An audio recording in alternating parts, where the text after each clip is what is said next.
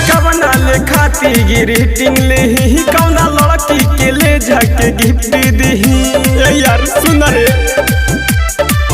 यारी कवना ले खाती ग्रीटिंग ले ही कौना लड़की के ले जाके गिफ्ट दी आवे नया साल जब जब रह जानी हहारी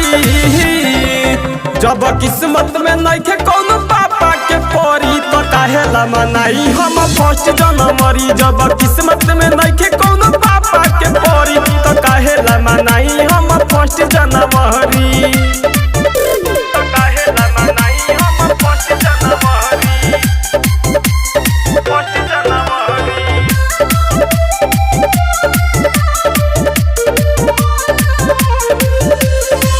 अजले कवनो लड़की से यारवा होई ना हमारा प्यार हो जवाना के हम पीछे जे पोरी कहेली सन बाई यार हो का कोई हो अजले कवनो लड़की से यारवा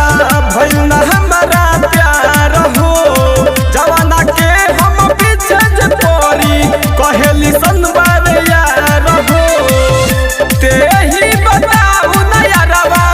कवना छोड़ी पमरी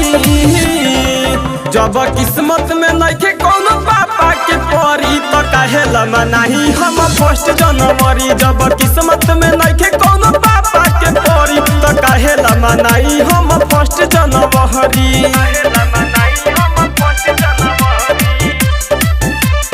फर्स्ट जनवरी फर्स्ट जनवरी काहेला मनाही हम फर्स्ट जनवरी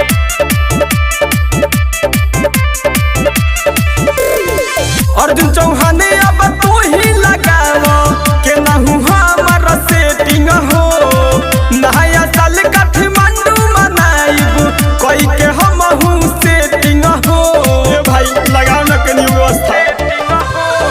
सोनू विकास अब तू ही लगावो के नहु हमर सेटिंग हो नया साल काठमांडू मनाइब कोई के हमहु वेटिंग हो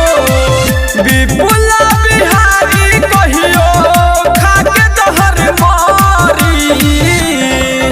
जब किस्मत में नइखे कौनो पापा के परी तो काहेला मनाही हम फर्स्ट जनवरी